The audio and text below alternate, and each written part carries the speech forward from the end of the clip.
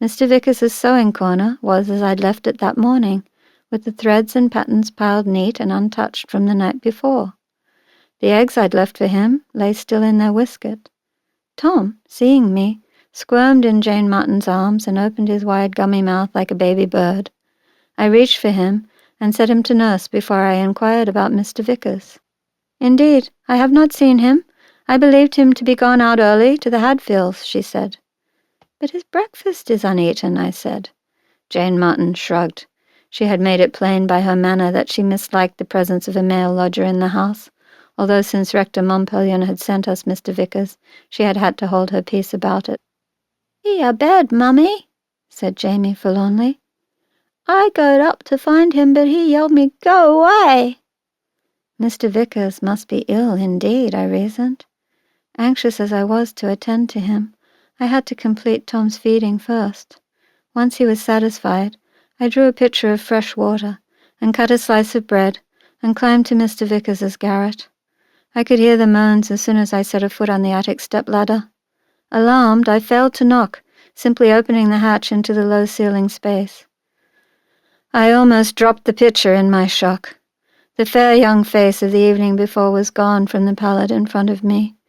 George Vickers lay with his head pushed to the side by a lump the size of a newborn piglet, a great, shiny, yellow-purple knob of pulsing flesh.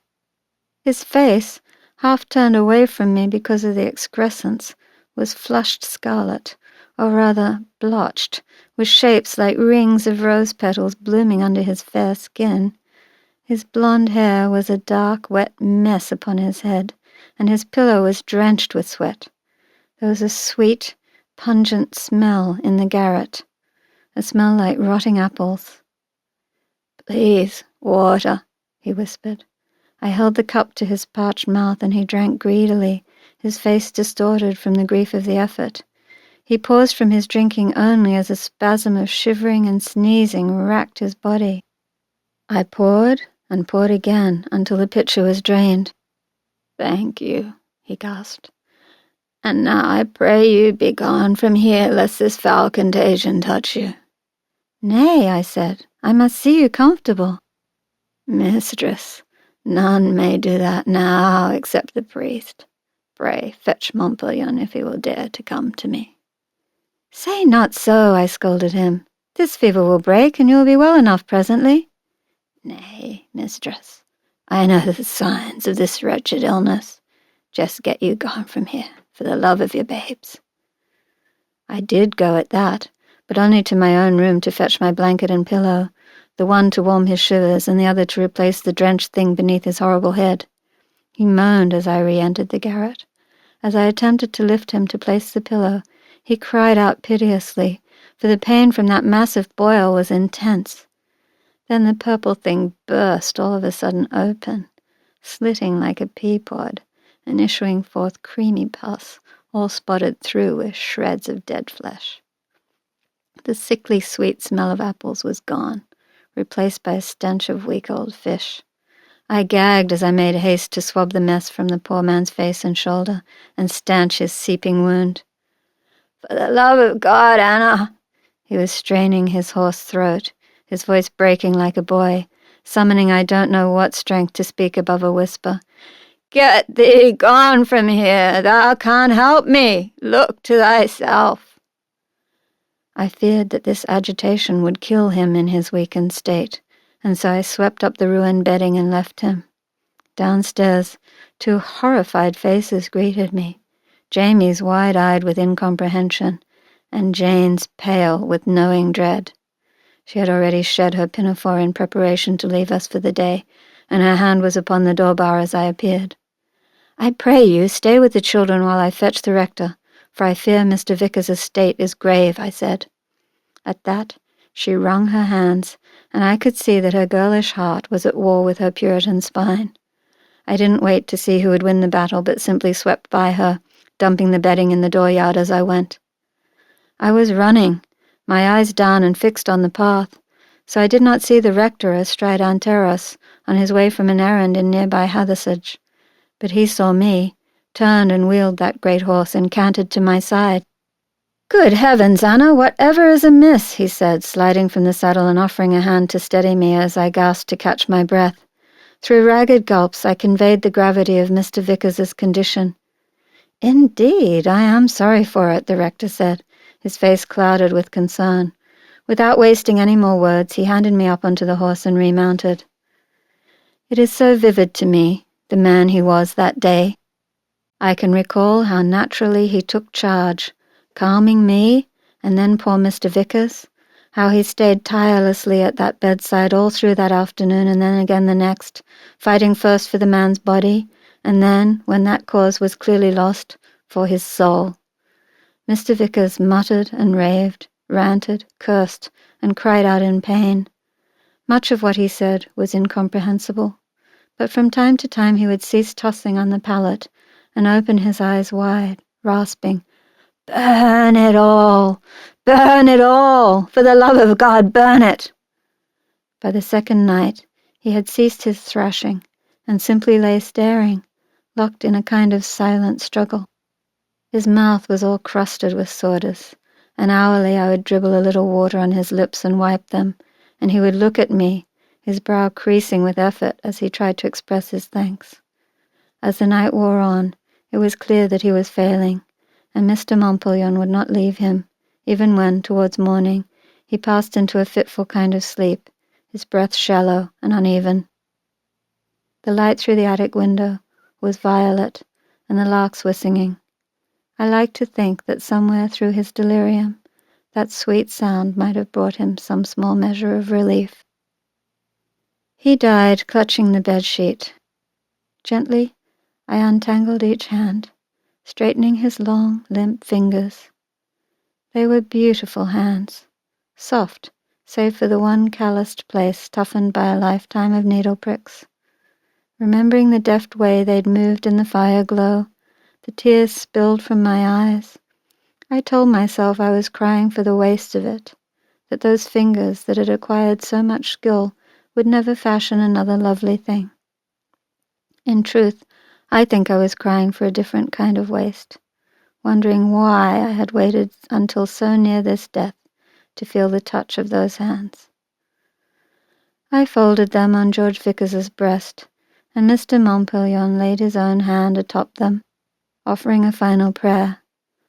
I remember being struck then by how much larger the rector's hand was, the hard hand of a labouring man, rather than the limp white paw of a priest. I could not think why it should be so, for he came, as I gathered, from a family of clergy, and had but recently been at his books in Cambridge. There was not much between Mr. Montpellion and Mr. Vickers in age, for the Reverend was but 28, and yet his young man's face, if you looked at it closely, was scored with furrows at the brow and starbursts of crow's feet beside the eyes, the marks of a mobile face that had frowned much in contemplation and laughed much in company. I have said that it could seem a plain face, but I think that what I mean to say is that it was his voice and not his face that you noticed. Once he began to speak, the sound of it was so compelling that you focused all your thoughts upon the words and not upon the man who uttered them. It was a voice full of light and dark. Light, not only as it glimmers, but also as it glares. Dark, not only as it brings cold and fear, but also as it gives rest and shade.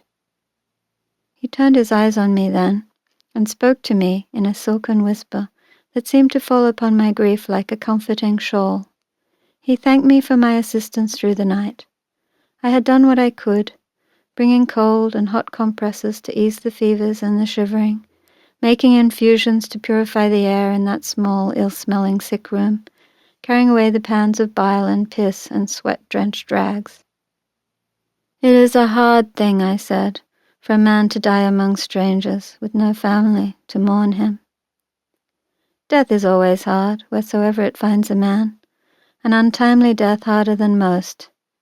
He began to chant, slowly, as if he were groping in his memory for the words. "My wounds stink and are corrupt, My loins are filled with a loathsome disease, and there is no soundness in my flesh. My lovers and my friends stand aloof from my sore, my kinsmen stand far off. Do you know that psalm, Anna? I shook my head. No, it is unlovely and not much sung. But you did not stand aloof from Mr. Vickers. You did not stand far off. I think that George Vickers passed his last weeks happily in your family. You should console yourself in the joy that you and your sons were able to give to him, and the mercy which you, especially, have shown. He said he would carry the body downstairs, where the sexton, who was elderly, might more easily retrieve it. George Vickers was a tall man, and must have weighed near to 14 stone, but Mr. Montpelion lifted that dead weight as if it were nothing, and descended the loft ladder with the limp body slung across his shoulder. Downstairs, he laid George Vickers gently upon a sheet, as tenderly as a father setting down a sleeping babe. Sometimes, when I look at Mr. Montpelion today, at that husk hunched in the dark, I can scarcely credit my own memories. The thunder of his voice. The sexton came early for George Vickers's body. Since there were no kin, his funeral rites would be simple and swift. "Sooner the better, eh, mistress?" the old man said as he hauled the corpse to his cart. "He's nowt to linger here for. Too late to stitch hisself a shroud." Because of the long night's labour, Mr. Montpelion had bidden me not to come to the rectory that morning. "Rest instead," he said, pausing at the doorway in the early light. Antares had been tethered all night in the dooryard, and had trod the soil there into grassless craters. I nodded, but anticipated little rest. I had been commanded to serve at dinner at the hall that afternoon, and before that I would have to scour the house from bottom to top, and then figure on the disposition of Mr. Vickers's effects. As if he'd caught my thought, the rector paused as he put his foot in the stirrup, patted the horse, and turned back to me, coming close and dropping his voice. "You would do well to follow Mr. Vickers's instructions as to his things," he said. I must have looked baffled, for I wasn't sure for the moment to what he was referring. "He said to burn everything, and that may be good advice." I was still on my hands and knees in the attic, scrubbing the worn floorboards, when the first of Mr. Vickers's customers came rapping on the door. Before I opened it, I knew the caller was Annis Gowdy. Annis was so skilled with plants and balms that she knew how to extract their fragrant oils, and these she wore on her person, so that a light, pleasant scent, like summer fruits and flowers, always preceded her. Despite the common opinion of her in the village, I had always had a secret admiration for Annis. She was quick of mind and swift of tongue, always ready to answer a set-down, with the kind of witty rebuke most of us can think of only long after the moment of insult has passed. No matter how freely they might besmear her character, and no matter how many charms they might dangle about themselves in her presence, there were few women who would do without her in the birthing room. She brought a calm kindness with her there, very different from her sharp manner in the streets, and she had a deft-handedness in difficult deliveries that her aunt had come to rely upon. I liked her, too, because it takes a kind of courage to care so little for what people whisper, especially in a place as small as this. She had come looking for Mr. Vickers, to collect the dress she'd bespoken some weeks earlier. When I told her what had befallen him, her face clouded with sorrow, and then, typically, she upbraided me. "Why did you not call on my aunt and me instead of Montpelion? A good infusion would have served George better than the empty mutterings of a priest." I was used to being shocked by Annis, but this time she had managed to outdo even herself, delivering 2 scandalizing thoughts in a single utterance. The first shock was her frank blasphemy.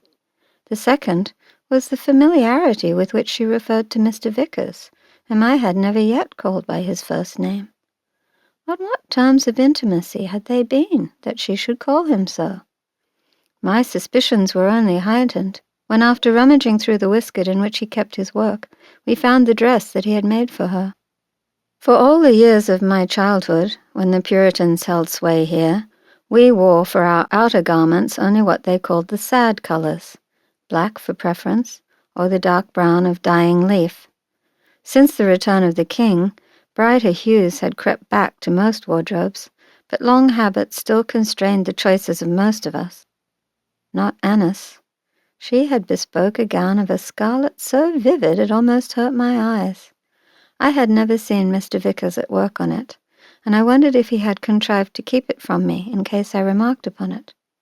The gown was finished all but for the hem, which Annis said she had come that morning to have him adjust for her at a final fitting.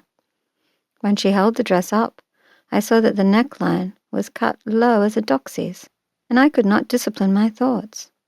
I imagined her, tall and splendid, her honey gold hair tumbling loose, her amber eyes half closed, and Mr. Vickers kneeling at her feet, letting his long fingers drift from the hem to caress her ankle, and then travelling under the soft fabric, skilled hands on her smooth, fragrant skin, upward and slowly upward. Within seconds I was flushed as scarlet as that damnable dress. "Mr. Vickers told me to burn his work for fear of spreading his contagion," I said, swallowing hard to ease the tightness in my throat. "You shall do no such thing," she exclaimed, and I foresaw in her dismay the difficulty I would have with all his clients. If Annis Gowdy, familiar as she was with the face of illness, felt so on the matter, it was unlikely any others would be persuadable. Few of us here live in ample circumstances, and none loves waste. Anyone who had placed a deposit on work for Mr. Vickers would want whatever of that work he had accomplished, and notwithstanding Mr. Montpellion's injunction, I had no right to withhold it from them.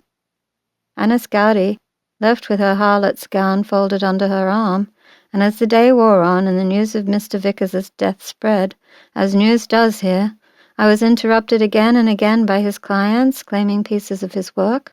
All I could do was to pass on what he had said in his delirium. Not a one of them consented to having their garment, even if it were only a pile of cut-out fabric pieces, consigned to the fire.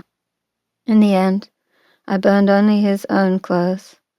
And then, finally, as the coals fell and galled themselves, I at last found the will to toss the dress he had made for me into the grate, golden green, gashed by flames of bright vermilion.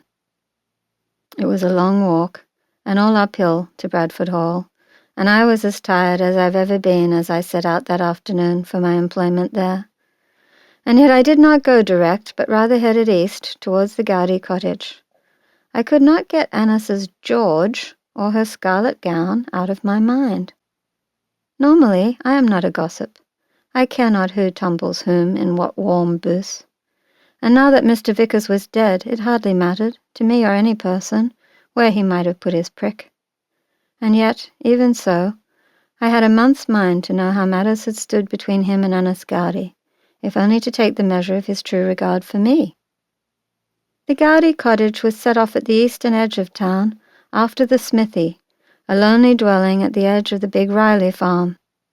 It was a tiny place, just one room set atop another, so ill-built that the thatch sat rakishly atop the whole like a cap pulled crooked across a brow. The cottage was set hard into the side of the hill, crouching before the winter winds that roared across the moors. It announced itself by smell long before you could catch sight of it. Sometimes sickly sweet, sometimes astringent, the scents of herbal brews and cordials wafted powerfully from the precincts of the little home. Inside, each of the 2 tiny rooms had a low-beamed ceiling. The light was always dim to protect the virtue of the drying plants. At this time of year, when the Gowdys were cutting their summer herbs, the bunches hung from the beams in such profusion that you had to bend almost double when you entered the door.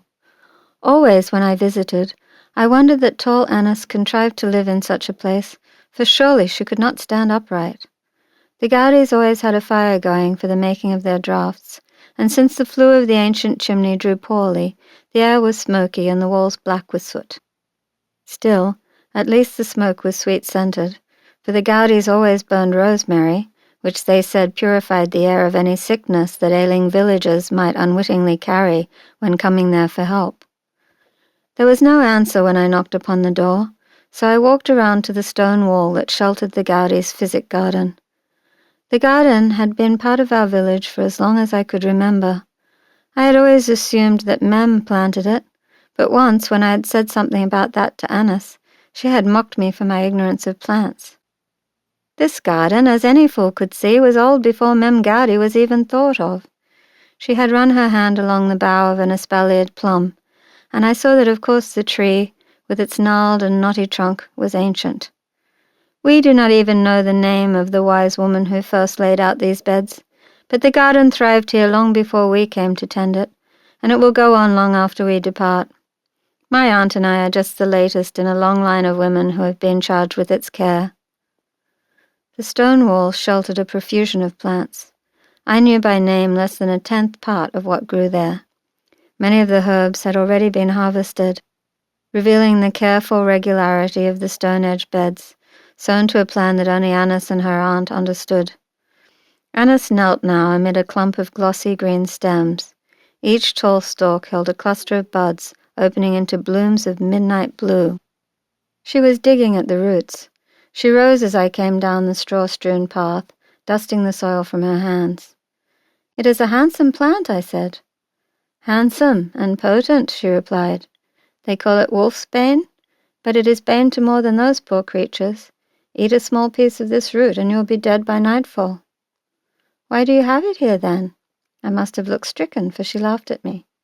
"Not to serve you for your supper. The wort, ground and mixed with oils, makes a very good rub for aching joints, and we will have many of those in this village as the winter hardens. But I do not think you came here to admire my blue flowers," she said. "Come inside and take a drink with me." We entered the cottage, and she set the bunch of roots upon a crowded workbench. "Be kind enough to sit, Anna Frith," said Annis, "for I must needs sit too, or crick my neck standing here." She shooed a grey gib-cat off a rickety chair, and pulled up a stool for herself. I was grateful to have found Annis alone. I would have been pressed to account for my visit had it been old Mem working solitary in the garden, and I would have been ill set to raise the matter on my mind if her aunt was sitting at our elbow. As it was, I hardly knew how to begin upon such a delicate subject. Although we were of an age, Annis and I had not grown up together. She had been raised in a village closer to the Dark Peak, and had been sent to her aunt when her mother died untimely. She had been about 10 years old. I remember the day she arrived, sitting straight and tall in an open cart, while all the village came out to peer at her. I remember it so vividly because she returned every stare and never flinched from the pointed fingers. I was a shy child then, and I remember thinking that if I had been her, I would have been hiding under the burlaps, wailing my heart out. She handed me a glass of strong-smelling brew, and poured herself one also. I inspected the contents of my cup. It was an unappealing shade of pale green, with an even paler froth atop it. "Nettle beer. It will strengthen your blood," Annis said. "All women should drink it daily." As I lifted the cup, I remembered with embarrassment how as a child I had joined with the others to mock Annis Gowdy, who would stop by the path or in the midst of a field and pluck fresh leaves, then eat them where she stood. It shamed me to recall how we had taunted her, crying out, "Cow, cow, grass-eater!" Annis had only laughed and looked us over one by one. "At least my nose isn't stuffed with snot like yours, Meg Bailey, and my skin isn't blubbing with blebs like yours, Geoffrey Bain." And she listed all our defects to us, standing there, taller than any other child her age, and glowing with good health, all the way from the top of her glossy head to the tips of her fine, strong fingernails. Not that much later, when I was first with child, I had gone to her, humbled, and asked her to guide me in what greens I could gather and eat to strengthen myself and the babe I carried. It had been an odd thing at first, the taste of such stuff, but I had soon felt the benefit of it. The nettle beer, however, was new to me. The flavour, as I sipped, was mild and not unpleasant, while the effect on my tired body was refreshing. I held the cup to my lips longer than I needed, so as to postpone launching myself upon my awkward subject. I need not have troubled. "And so I suppose you need to know whether I lay with George," Annis declared, in the same uninflected tone that might have said, "And so I suppose you need some yarrow leaves." The cup trembled in my hand, and the green stuff sloshed onto the swept earth floor. Annis gave a short laugh. "Of course I did. He was too young and handsome to have to slake his fires with his fist. I hardly know how I looked at that, but Annis's eyes as she regarded me were lit with amusement. "Drink up, you'll feel better." It was naught more to either of us than a meal to a hungry traveller. She leaned forward to stir some leaves steeping in a big black kettle near the fire. "His intentions to you were otherwise. If that's what's worrying you, set your mind easy. He wanted you to wife Annafrith, and I told him he'd do well with you, if he could talk you around to it. For I see that you've changed somewhat since Sam Frith passed. I think you like to go and come without a man's say-so. I told him your boys were his best chance to win you, for unlike me, you have them to look to, so you can never live just for yourself." I tried to imagine the two of them lying together discussing such things. "But why," I blurted, "if you were on such terms, did you not marry him yourself?" "Oh, Anna, Anna." She shook her head at me and smiled as one does at a slow-witted child. I felt my colour rise. I was confounded as to what I had said that had amused her so. She must have sensed my vexation, for she stopped smiling, took the cup from my hand, and looked at me with seriousness. "Why would I marry? I'm not made to be any man's chattel. I have my work, which I love. I have my home. It is not much, I grant, yet sufficient for my shelter. But more than these, I have something very few women can claim, my freedom. I will not lightly surrender it. And besides," she said, shooting me a sly, sideways glance from under her long lashes, "sometimes a woman needs a draught of nettle beer to wake her up, and sometimes she needs a glass of valerian tea to calm her down. Why cultivate a garden with only one plant in it?" I smiled hesitantly, as if to show that I could see the joke, for it fell into my heart that I wanted her good opinion, and would not have her think me a dim and simple girl. She rose then to be about her work, and so I left her, more confused than when I'd arrived. She was a rare creature, Anna Gowdy, and I had to own that I admired her for listening to her own heart rather than having her life ruled by others' conventions. I, meanwhile, was on my way to be ruled for the afternoon by people I loathed. I trudged on towards Bradford Hall, passing through the edge of the Riley Woods. The sun was bright that day, and strong shadows from the trees fell in bands across the path. Dark and light, dark and light, dark and light. That was how I had been taught to view the world. The Puritans, who had ministered to us here, had held that all actions and thoughts could be only one of two natures, godly and right, or satanic and dark. But Anna Gowdy confounded such thinking. There was no doubt that she did good. In many ways, the well-being of our village rested more on her works and those of her aunt than on the works of the rectory's occupant. And yet her fornication and her blasphemy branded her a sinner in the reckoning of our religion. I was still puzzling over this as I reached the wood's abrupt edge and began skirting the golden fields of the Rileys' farm. They had been all day scything there, 20 men for 20 acres. The Hancocks, who farmed the Riley land, had 6 strong sons of their own, and so needed far less help than others at their harvest. Mrs. Hancock and her daughters-in-law wearily followed behind their husbands, tying up the last of the loose stalks into sheaves burnished by the sunlight. I saw them that afternoon through Annis's eyes, shackled to their menfolk, as surely as the plough-horse to the shares. Lib Hancock, the eldest brother's wife, had been a friend to me since childhood, and as she straightened for a moment to ease her back, she raised a hand to shade her eyes, and perceived that it was I walking at the field's edge. She waved to me, then turned for a word to her mother-in-law, before leaving her work and crossing the field toward me. "Sit with me for a short while, Anna," she called, "for I am in need of a rest." I was in no hurry to get to the Bradfords, so I walked with her to a grassy bank. She dropped down on it gratefully, and closed her eyes for a moment. I rubbed at her shoulders, and she purred with the ease my kneading hands brought her. "A sorry business about your lodger," she said. "He seemed a good man." "He was that," I said. "He was uncommonly kind to my boys." Lib tilted her head back and gave me an odd look. "And to me, of course," I added, "as to everyone." "I believe my mother-in-law had him in mind for Nell," she said.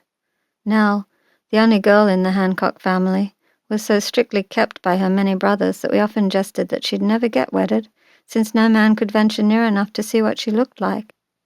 Knowing what I now knew of Mr. Vickers, I laughed despite my sadness. Was any woman in this village not considering the bedding of that man? I have said that Lib and I were close. We had ever exchanged girlish confidences. It was this habit, I suppose, that led me into the account I made her then, a bawdy confession of my own lust, which I had the right to confide to her, and then that which I did not, the news that I'd just learned of Annis's sport with my lodger. "Now, Lib," I said at last, rising reluctantly to continue on my way, "mind you do not prate my news all around the Hancock house this night." She laughed at that and punched me playfully on the shoulder. "Oh, and as if I'd be talking of tumblings in front of Mother Hancock and that house full of men? You've got a peculiar view of our household, you have. The only mating fit for remark at the Hancock table is when the tops get put to the ewes."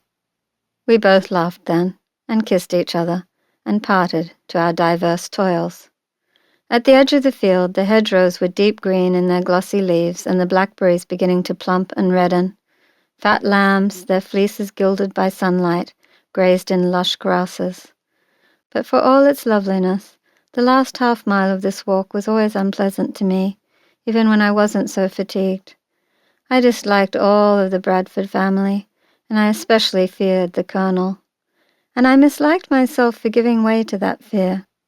Colonel Henry Bradford was said by all to have been a brave and intelligent soldier who had led his men with uncommon valor. Perhaps his military success had made him arrogant, or perhaps such a man should never have retired to the quiet life of a country gentleman. In any case, there was no sign of wise leadership in the way he conducted his household. He seemed to take a perverse amusement in belittling his wife. She was the daughter of a wealthy but ill-connected family, a vapid beauty whose looks had stirred a brief infatuation in the Colonel that lasted just until he pocketed her marriage portion. Since then, he had never let pass an opportunity to disparage her connections or slight her understanding. She, though still quite beautiful, had become brittle after long years of such treatment. Cowed and nervous, she fretted constantly over what next her husband would find fault with, and so kept her staff on constant edge, always reordering the household routine so that the simplest tasks became effortful. The Bradford son was a rake-shamed, drunken fanfaroon who fortunately stayed mostly in London. On the rare occasions he was at the Hall, I tried to find excuses for declining work there, and when I could not afford to do so, endeavored to stay out of his line of sight, and made sure I could never be entrapped into being alone with him. Miss Bradford was, as I have said, a proud and sour young woman, whose only glimmer of goodness seemed to come from a real solicitude for her unhappy mother. When her father was away, she seemed able to quiet her mother's nerves and soothe her fretfulness, and one could work there without fear of tirades and outbursts. But when the Colonel returned, everyone, from Mrs. Bradford and her daughter down to the lowliest scullery maid, tensed like a cur waiting for the boot. Since Bradford Hall had a moderately large staff, I was only required to serve at table for parties of some size or importance.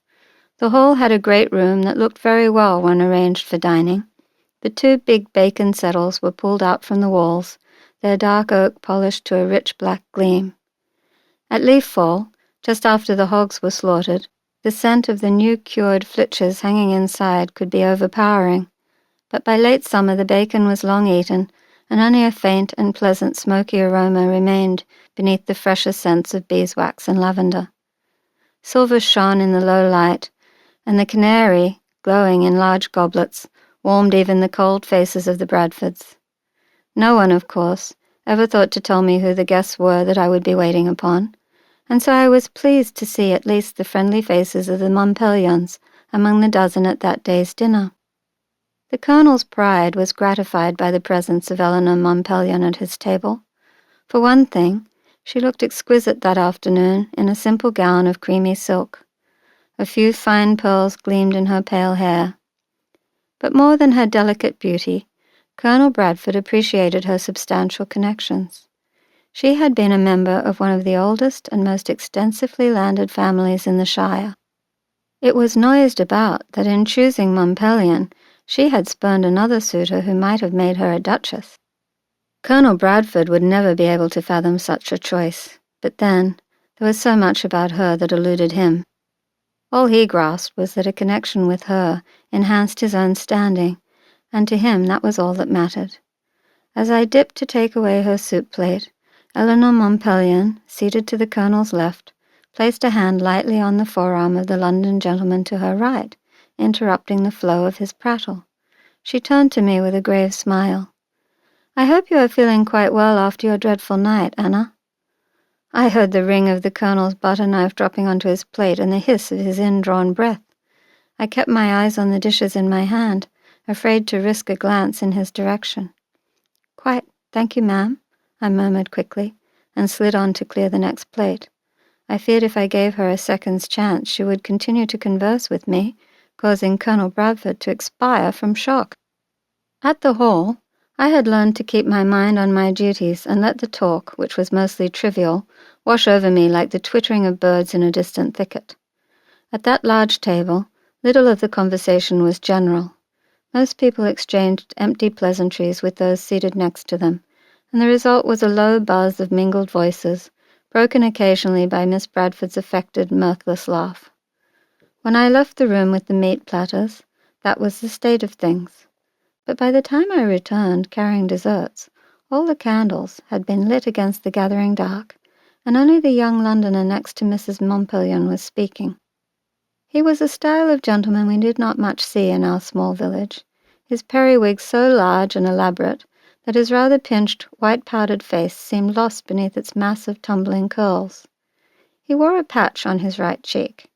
I expect that whichever of the Bradford servants attended his toilet had been unfamiliar with how to affix such fashionable spots, for it flapped distractingly as the young man chewed his food. I had thought him rather absurd on first glimpse, but now he looked grave, and as he spoke, his pale hands fluttered from lace cuffs like white moths, throwing long shadows across the table. The faces turned towards him were pale and alarmed. "You have never seen anything like it on the roads. Innumerable men on horseback, wagons and carts bulging with baggage. I tell you, everyone capable of leaving the city is doing so or plans to do it. The poor, meantime, are pitching up tents out on Hampstead Heath. One walks, if one must walk, in the very centre of the roadway to avoid the contagion seeping from the dwellings. Those who must move through the poorer parishes cover their faces in herb-stuffed masks, contrived like the beaks of great birds. People go through the streets like drunkards, weaving from this side to that so as to avoid passing too close to any other pedestrian. And yet one cannot take a hackney, for the last person inside may have breathed contagion." He dropped his voice then, and looked all around, seeming to enjoy the attention his words were garnering. "They say you can hear the screams of the dying, locked up all alone in the houses marked with the red crosses. The great orbs are all on the move, I tell you. There is talk that the king plans to remove his court to Oxford. For myself, I saw no reason to tarry. The city is emptying so fast that there is little worthwhile society to be had. One rarely sees a wigged gallant or a powdered lady, for wealth and connection are no shield against plague." The word dropped like an anvil among the tinkling silverware. The bright room dimmed for me, as if someone had snuffed every candle all at once. I clutched the platter I carried so that I would not drop it, and stood stock still until I was sure of my balance. I gathered myself and tried to steady my breath. I had seen enough people carried off by illness in my life. There are many fevers that can kill a man other than plague, and George Vickers hadn't been near London in more than a year, so how could he have been touched by the city's pestilence? Then I remembered the bolts of bright fabric flapping on the lines in my dooryard. Colonel Bradford cleared his throat. "Come now, Robert, do not alarm the ladies. The next thing they will be shunning your company for fear of infection." "Do not joke, sir. for on the turnpike north of London we encountered an angry mob, brandishing hoes and pitchforks, denying entry to their village inn to any who were travelling from London. It was a low place in any wise, nowhere I would have sought shelter even on the filthiest of nights, so I rode onward unmolested. But before long, to be a Londoner will not be a credential worth owning to. It will be surprising how many of us will invent rusticated histories for ourselves, mind me well. You'll soon learn that my chief abode these last years was Wetwang, not Westminster. There was a little stir at this, for the town the young man was mocking was a good deal bigger than the one in which he was presently being entertained. "Well, good thing you got out, eh?" said the colonel, to cover the lapse. "Clean air up here, no putrid fevers." Down the table, I noticed the Montpellions exchanging meaning looks. Trying to still my shaking hands, I set down the dessert I carried and stepped back into the shadows against the wall. "It's hard to believe," the young man was continuing, "but some few are staying in the town who have the easy means to go. Lord Radisson, I believe you are acquainted with his lordship, has been bruiting it about that he feels it his duty to stay and set an example." "Example of what? A wretched death, I warrant." "Think of what you are saying," Mr. Montpellion interrupted. His voice, rich, loud, grave, cut off the Bradfords' airy laughter. Colonel Bradford turned to him with a raised eyebrow, as if to censure rudeness. Mrs. Bradford tried to turn her titter to a cough. Mr. Montpellion continued, "If all who have the means run each time this disease appears, then the seeds of plague will go with them and be sown far and wide throughout the land until the clean places are infected and the contagion is magnified 1,000-fold. If God saw fit to send this scourge, I believe it would be his will that one face it where one was, with courage, and thus contain its evil." "Oh," said the colonel superciliously, "and if God sends a lion to rip your flesh, will you stand steadfastly then, too? I think not. I think you will run from the danger, as any sensible man would." "Your analogy is excellent, sir," said Mr. Montpellion, and his voice had the rich, commanding timbre that he used in the pulpit. "Let us explore it. For I will certainly stand and face the lion, if, by running, I would cause the beast to follow me, and thus draw him closer to the dwelling places of innocents who demand my protection." At the mention of innocence, Jamie's little face flashed before me. What if the young Londoner were correct? Jamie had lived in George Vickers's pocket.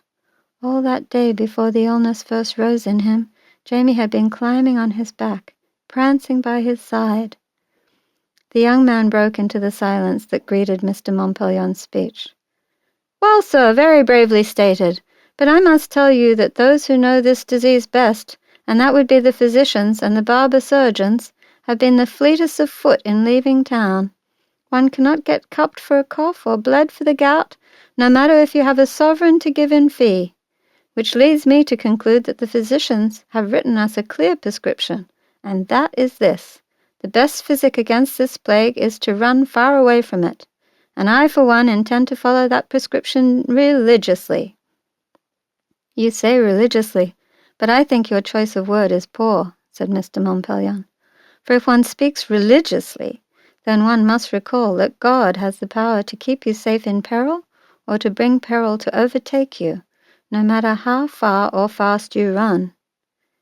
"Indeed, sir, and many who believe that now are rotting corpses passing through the streets in cartloads on their way to the great pits." Miss Bradford raised a hand to her brow, ostentatiously feigning a faintness that her avid eyes belied. The young man turned to her, reading her desire for morbid detail, and continued, "I have had it from one whose man had need to go there in fruitless search of a kinsman. He reported that the corpses are tipped in, afforded no more respect than one would give a dead dog. A layer of bodies, a few spades of soil, and then more bodies tumbled in atop. They lie there so, just like yonder dessert."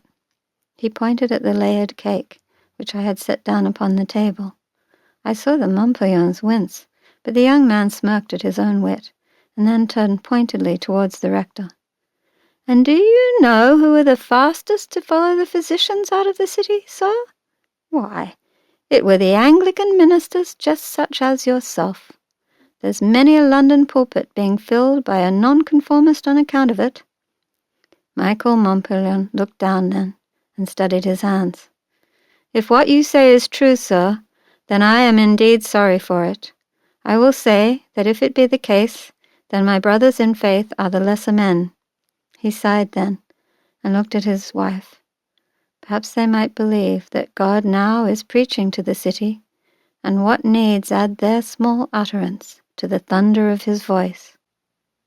There was a full moon that night, which was fortunate, for otherwise I'm sure I would have fallen into a ditch as I stumbled home, almost running, despite my exhaustion, as the thistles tore at my ankles and the briars caught at my skirt.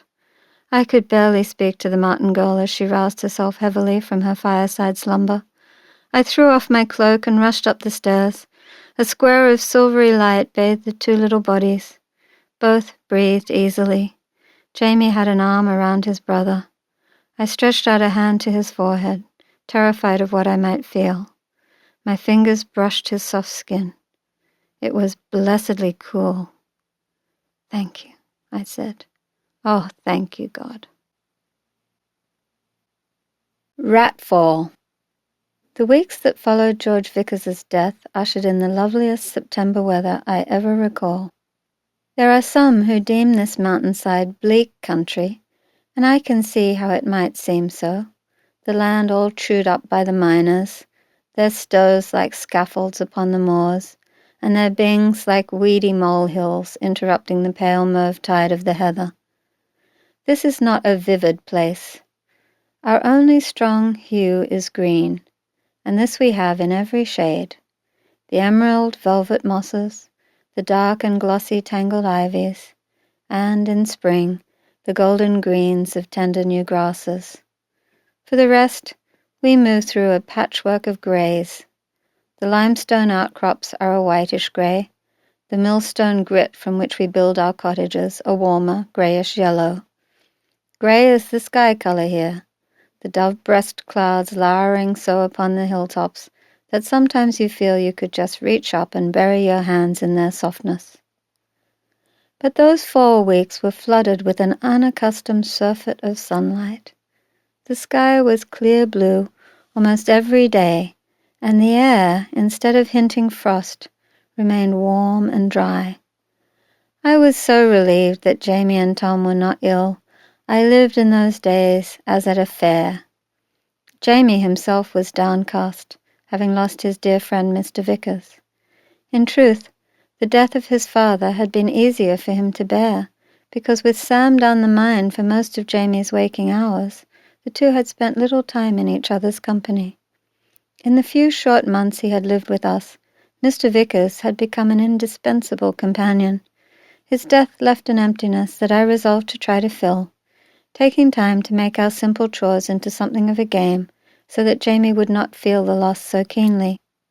At day's end, I liked to know that the ewes were each with their lambs, and none had caught themselves up in briars or burrows. So in the afternoons, when I went to check the flock, I would take him with me, and we would dawdle along our way, stopping to find what story each clump of stones or hollow tree might yield us. A line of fungus marching up a fallen tree branch might become, in our tale, the stairway to a fairy's bower, while an acorn cap might be the cup left behind by a party of feasting wood mice. Our flock is small, just 21 ewes. From the time I married Sam, my rule has been to make mutton of any who proves an inept mother, and the result is an easy lambing when the weather is with us. We had had a good lambing back in the spring, so the last thing I was looking for that day was a ewe in labour. But we found her, and fortunate, for she was lying upon her side, panting in the shade of a rowan whose redding leaves also seemed quite out of season in that heat. Her tongue was out, and she was straining. I unslung Tom and laid him on a patch of clover.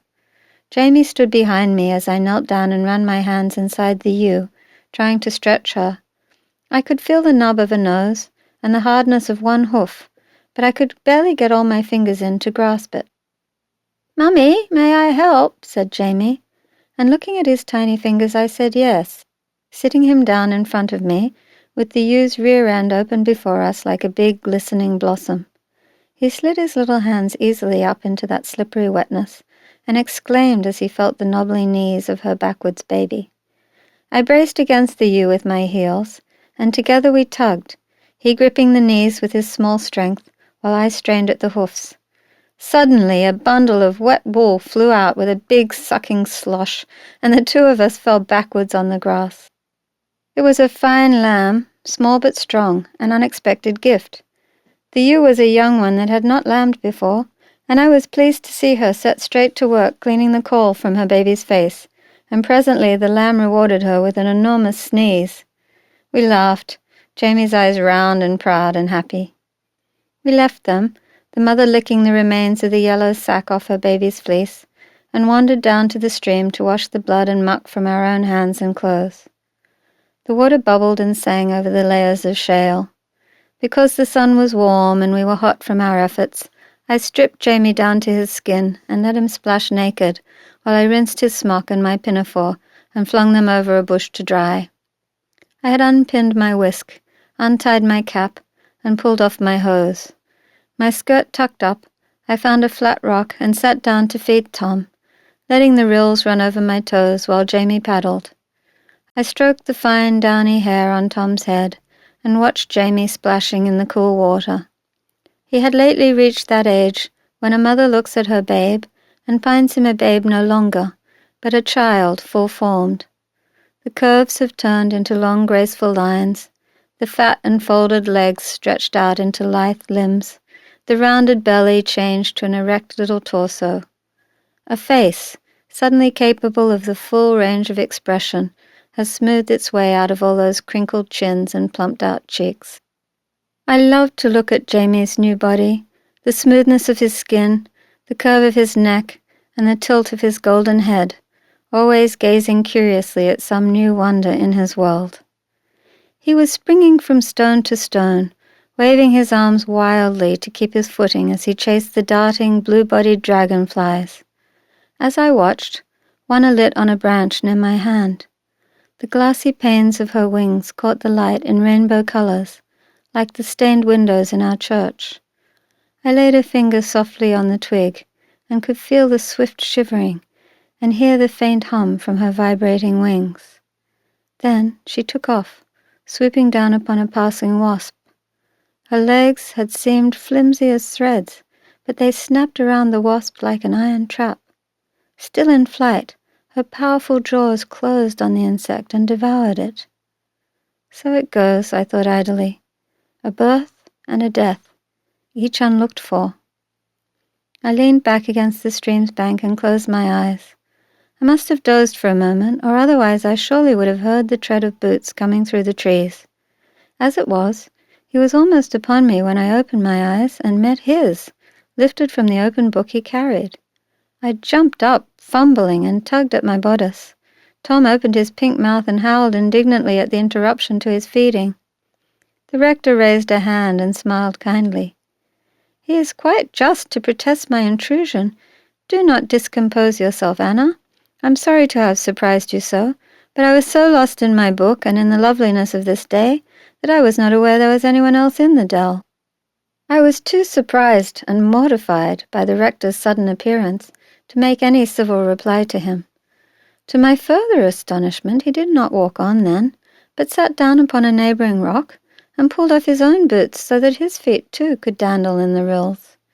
He reached down into the clear water and cupped his hands, splashing the coolness onto his face and then running his fingers through his long black hair. He lifted his face up to the dappled sunlight and closed his eyes. "How easy it is to feel the goodness of God on such a day," he whispered. "Sometimes I wonder why we shut ourselves up in churches. What can man make, after all, that evokes the divine as a place such as this?" I maintained my stupid silence, unable to quiet my mind to think of any answer. Tom continued to cry loudly. Mr. Montpellier looked at him, squirming in my arms, and then reached across to take him from me. Surprised, I gave him over, and then was even more surprised at the practised way that Mr. Montpellier held him up against his shoulder, firmly patting him on the back. Tom stopped crying almost at once and let forth a huge wet belch. The rector laughed. I learned from caring for my little sisters that one who is neither mother nor wet nurse must hold a babe so, upright, so that it ceases to search for the teat.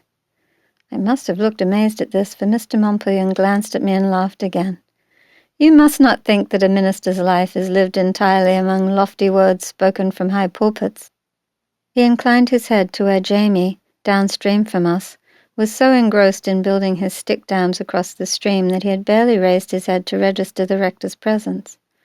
We all begin as naked children, playing in the mud. At that, he handed Tom back to me and rose, and paddled downstream towards Jamie. Halfway there, he set his foot on a moss-slicked stone. His arms fanned in crazy circles as he tried to regain his balance, and Jamie jumped up in the water, laughing with the wild, uncouth mirth of a 3-year-old. I frowned and glared at Jamie, but Michael Montpelion threw back his head and laughed along with him, splashing the few yards left between them with his hands outstretched to grab my squealing little boy and toss him high into the air.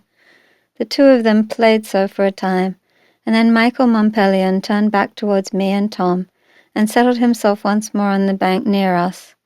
He sighed and closed his eyes again, his lips curved in a slight smile.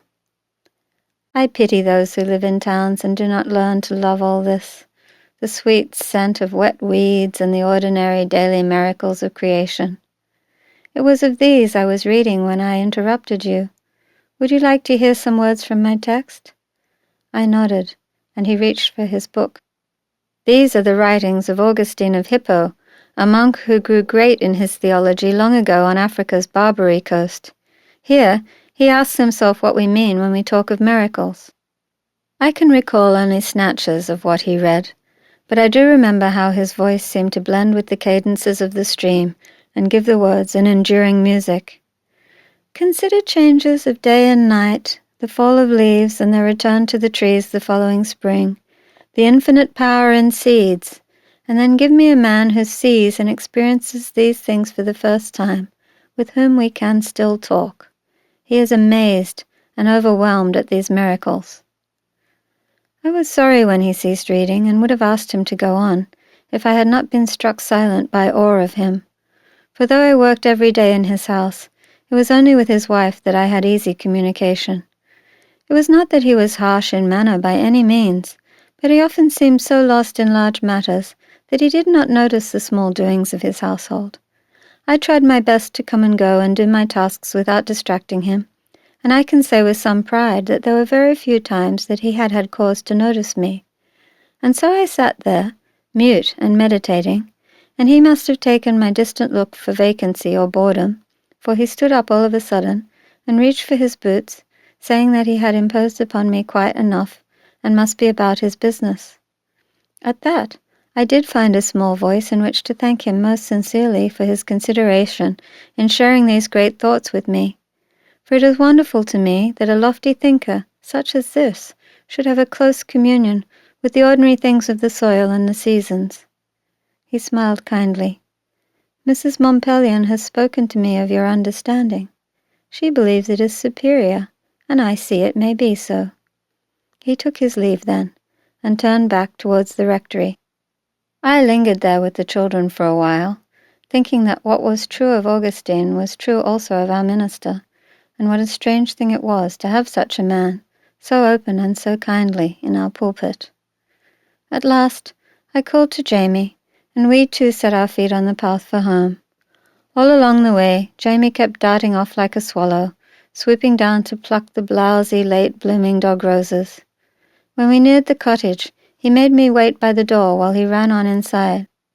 "Close your eyes, Mummy," he cried excitedly. Obediently, I waited, my face buried in my hands, wondering what game he was devising. I heard him thump up the stairs, scrambling, as he did when he was in a hurry, on all fours like a puppy. A few moments passed, and then I heard the upstairs casement creak open. "All right, Mummy, now, look up." I tilted my face and opened my eyes to find myself in a velvet rain of rose petals. The soft, sweet-scented shower brushed my cheeks. I pulled off my cap and shook out my long hair and let the petals land in its tangles. Little Tom gurgled with joy, his fat fists spattering at the bright cascade of pink and creamy yellow. Jamie leaned out over the sill above me, shaking the last few petals from a corner of sheet. This, I thought, smiling gratefully up at him. This moment is my miracle. And thus we passed the wondrous days of our reprieve, and I busied myself in preparation for a winter that was hard to conceive of on those heavy afternoons when the bees buzzed into hives that brimmed with the heather-scented honey. There were apple ladders poking through the trees, and tripods going up all around, waiting for a day cool enough for the hog butchering.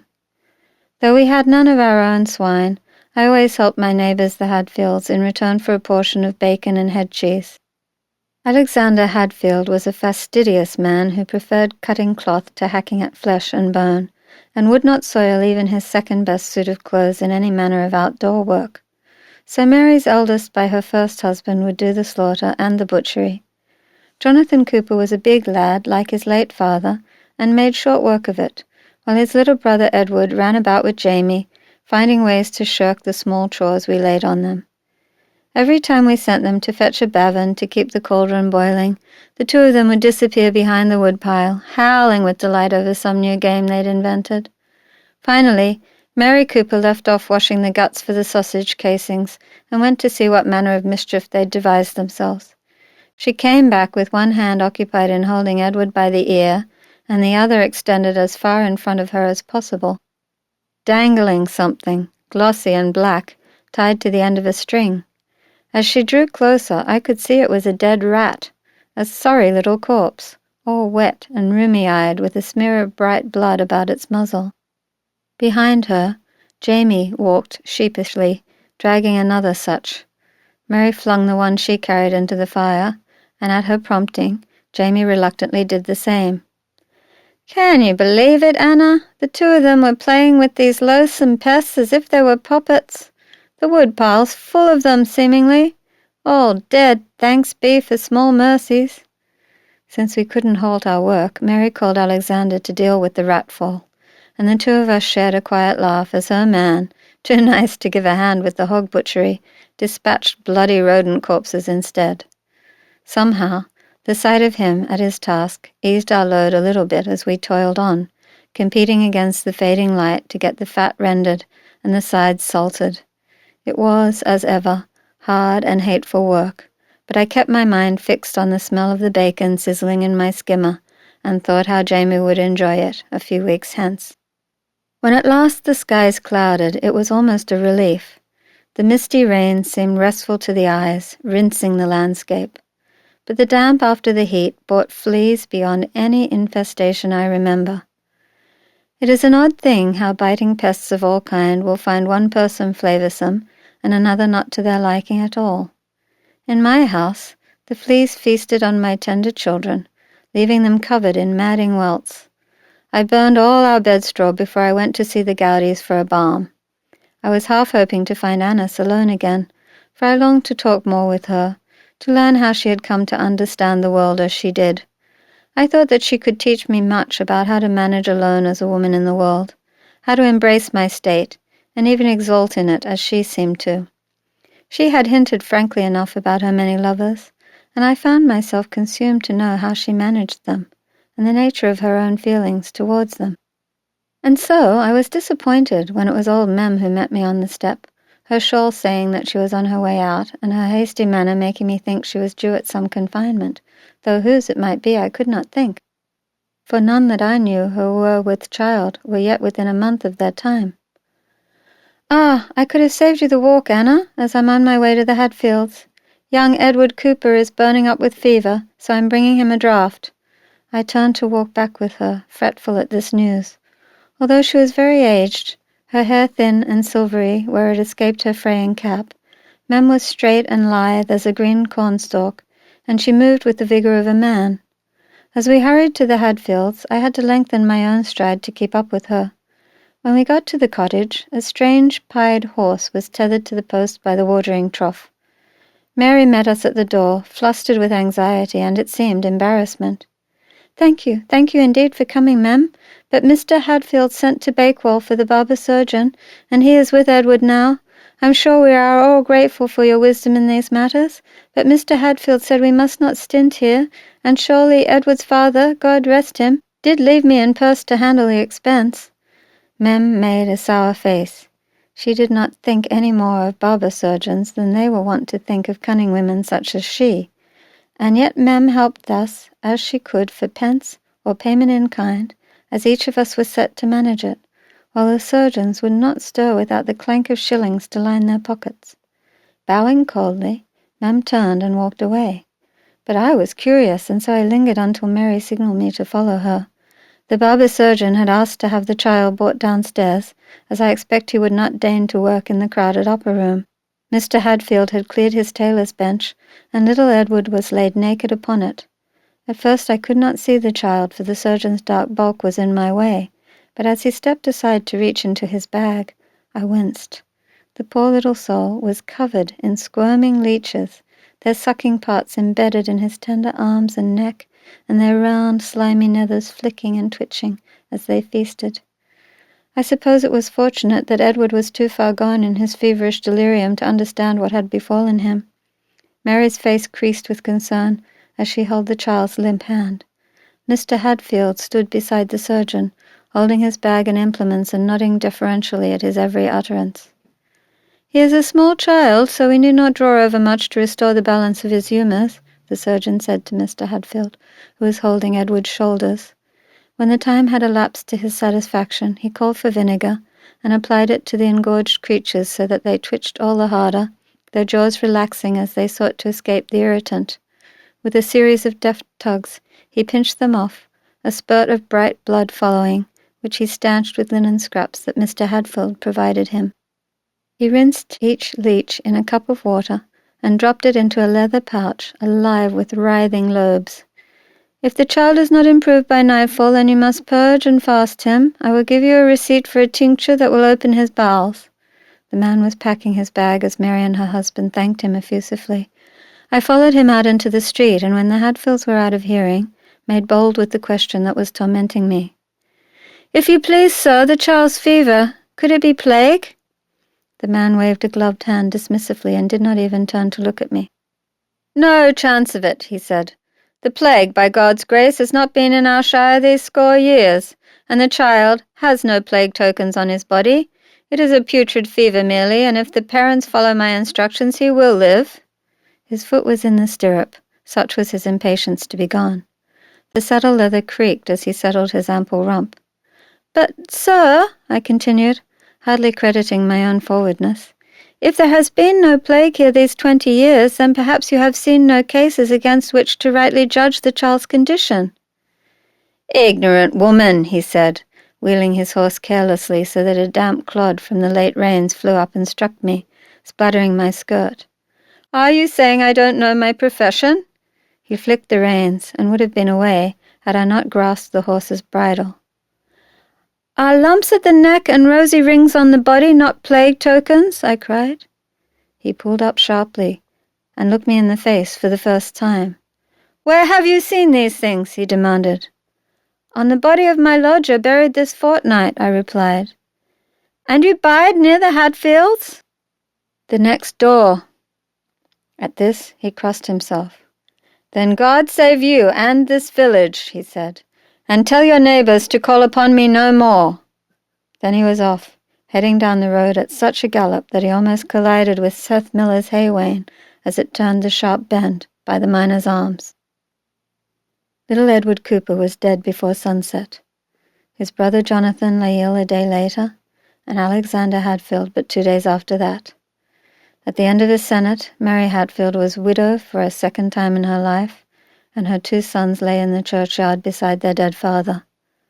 I was not there to see them buried, for by then I had mourning of my own to do. My Tom died, as babies do, gently and without complaint. Because they have been such a little time with us, they seem to hold to life but weakly. I used to wonder if it was so because the memory of heaven still lived within them, so that in leaving here they do not fear death as we do, who no longer know with certainty where it is our spirits go. This, I thought, must be the kindness that God does for them and for us, since he gives so many infants such a little while to bide with us. The fever rose in him suddenly before noon while I was working at the rectory. Jane Martin sent for me straight away, for which I was grateful. She took Jamie with her to her mother's house, so that I could focus all my thoughts and care on Tom. He cried for a while when he tried to suckle and couldn't find the strength for it. Then he just lay there in my arms, staring at me wide-eyed and whimpering now and then. Soon his stare became unfixed and distant, and finally he simply closed his eyes and panted. I sat by the hearth and held him, amazed that I hadn't noticed how long his little body had grown, spilling out of my arms now, where once he'd fit in the crook of my elbow. "Soon you will be with your father," I whispered. "He'll still be able to hold you like that. You'll be so comfortable in his strong arms." My friend Lib Hancock came, carrying fresh farm cheese which I could not eat, and saying words of comfort which blurred into nonsense in my head. In the afternoon, my stepmother Afra came to take her place. Her words I do remember, for they seared me so. "Anna, you are a fool." I looked up in astonishment, dragging my eyes off Tom's little face for the first time that day. Her plain, pasty features came into focus through my tears, and I saw that her expression was one of exasperation. "Why do you let yourself love an infant so? I warned you, did I not, to school your heart against this?" It was true. Afra had seen 3 of her own babies into the ground before their first year, one through fever, one through flux, and one, a lusty boy, who had just stopped breathing in his bed with nary a mark upon him. I had stood with her through all these deaths, marveling at her dry eyes. "It is folly and ill fortune to love a child until it walks and is well grown, as you now see. Her voice lost its hectoring tone as she saw my eyes filling up. She reached her hand to pat me on the shoulder, but I shrugged her off. "God made your heart hard, stepmother," I said. "You may thank him for it. He did not do me such a kindness, for I loved Tom from the moment I first reached down and touched the crown of his head, all wet and bloody as it was." I was weeping then, and could not continue. But even as I spoke so, I knew that it was true that fear of losing him had marched beside that love, every moment of the short time I had him with me. Afra handed me a hagstone then, and mumbled some strange words over it. "You must hang it over him to keep the evil spirits from snatching away his soul." I took the hagstone from her, and held it in my hand till she left the cottage. Then I flung it into the fire. When I heard footsteps in the dooryard soon after, I cursed silently, for I knew in my heart that my time with Tom was slipping speedily away, and I did not want to share it. But the gentle knock and the quiet greeting told me it was Eleanor Montpellion. I called to her to enter, and with a few soft footsteps she was kneeling beside us, enfolding us in her arms. She did not upbraid me for my grieving, but shared in it with me, and so calmed my weeping and my rage. Afterwards, she drew a chair near to the window, and read to me from our Lord's words of love for little children, until the light became too dim. I listened to her as an infant to a lullaby, not marking the meaning, but taking ease from the sound. I believe she would have stayed all night, had I not told her that I would take Tom up to my bed. I crooned to him as I climbed the stairs and laid him down upon our pallet. He lay just as I placed him, his arms splayed limply. I lay down beside him and drew him close. I pretended to myself that he would wake in the wee hours with his usual lusty cry for milk. For a time, his little pulse beat fast, his tiny heart pounding. But towards midnight the rhythms became broken and weak, and finally fluttered and faded away.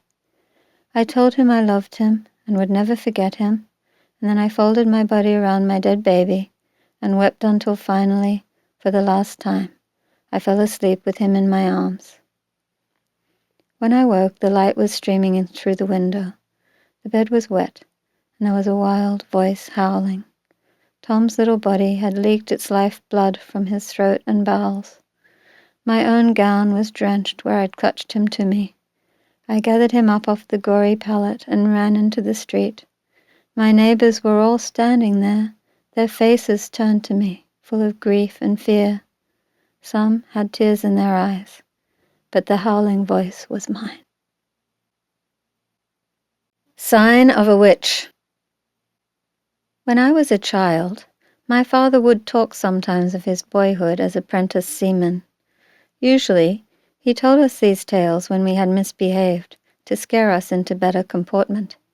He spoke of the lash and the pickling which followed, where a man freshly scourged was untied from the mast and dunked into a barrel of stinging brine.